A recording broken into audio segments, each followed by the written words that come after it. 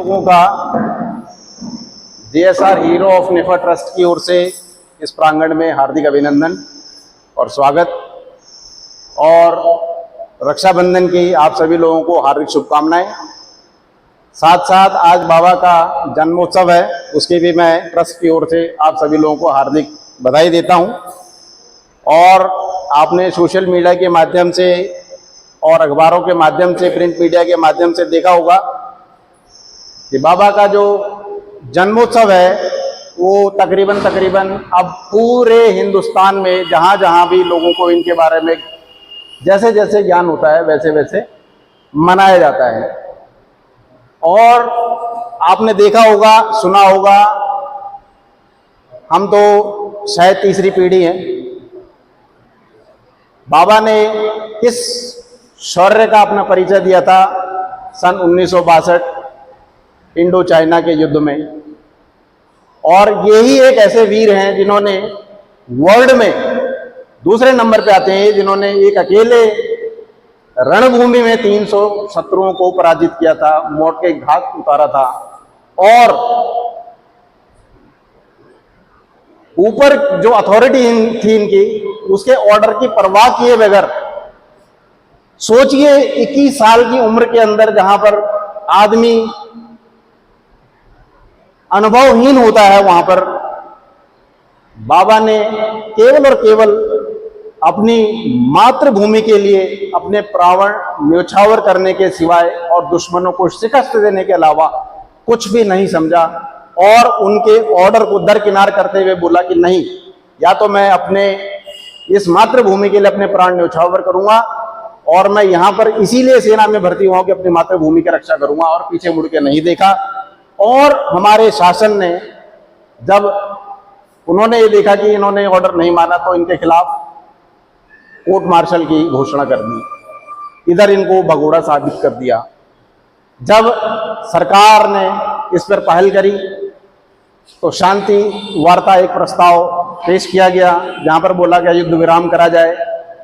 तो वहां के जो सीनियर कमांडेंट थे, जो फोर्स के जो लीड कर रहे थे, उनसे पूछा गया कि भाई वहां पर तो केवल एक सैनिक था, जबकि हमारे लोगों को ये आभास रहा बड़े लंबे टाइम तक, 72 घंटे तक वो यही सोचते रहे कि पता नहीं कितनी बड़ी टुकड़ी जो है वो चाइनीज सैनिकों का जो है वो सामना कर रही है।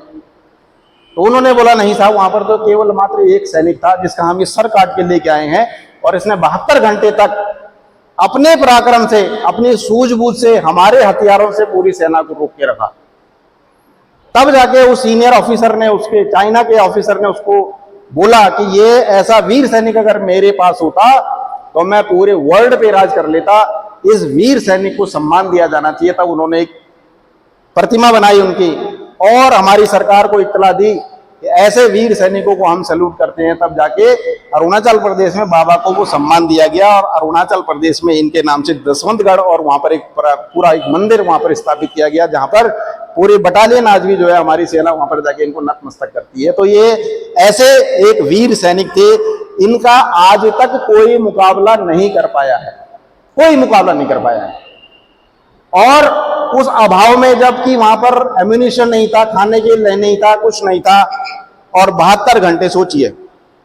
और ये हमारा सौभाग्य है कि हम उस धरती से, उस भूमि से, उस गांव से ताल्लुक रखते हैं जहां बाबा ने जन्म लिया। ये हमारा सौभाग्य है।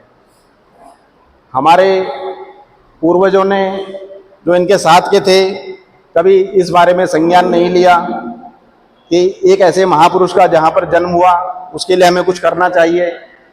हो सकता है उनके पास संसाधनों का अभाव रहा हो सकता है उनके पास इतना विवेकशील नहीं रहे हों वो लोग, इनके लिए कुछ करना चाहिए। लेकिन जैसे ही हम लोगों को पता लगा, या आने वाली पीढ़ी को पता लगा, तो हम लोगों ने एक थोड़ा सा एक बीड़ा उठाया और जेएसआर बाबा के नाम से जसवंत सिंह रावत मेमोरियल ट्रस्ट की एक स्थापना करी, जो सेक्शन 80G और 112 के अंदर रजिस्टर्ड करा। और हर साल 2020 में हमारे प्रयासों से मुख्यमंत्री की घोषणा हुई कि बाबा के नाम पे जो वहाँ पर भव्य स्मारक बनाया जाएगा और खेल मैदान का वहाँ पर निर्माण होगा। वो फाइल अंडर प्रोसेस है, उसके लिए कुछ प्रिलिमिनरी बजट भी सैंक्शन हो गया है।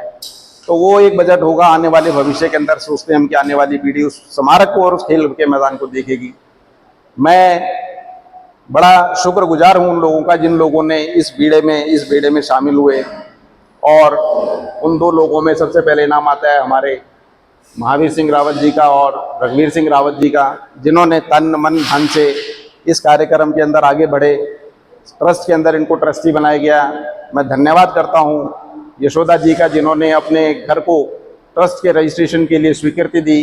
फिर उनके लड़के ने भी हमारे साथ एज ए उपाध्यक्ष साथ में, ये भी हमारी खुशकिस्मती है, हमारा सौभाग्य है कि एक जाबाज सैनिक जो अपनी फौज से रिटायर हो गए आज यहाँ पर मौजूद है। अध्यक्ष के रूप में कुलदीप सिंह रावत जी, संरक्षक के रूप में जगदीश प्रसाद जी और तमाम ऐसे लोग हैं, ब्रजेश है, इन्होंने छोटा भाई राजेश है, इन्होंने तन मन धन से जब भी कभी भी कोई ऐसी कहीं भी हर भी कार्यक्रम करना हुआ, शौर्य दिवस मनाने से होकर, जन्म दिवस मनाने से होकर, कहीं पर भी गांव जाना हो, कोई भी हो, खेल का प्रोग्राम हो या कोरोना काल के अंदर जो ट्रस्ट के द्वारा जो हमने भोजन वितरण करा, वो सब में इन लोगों का एक सहयोग रहा है।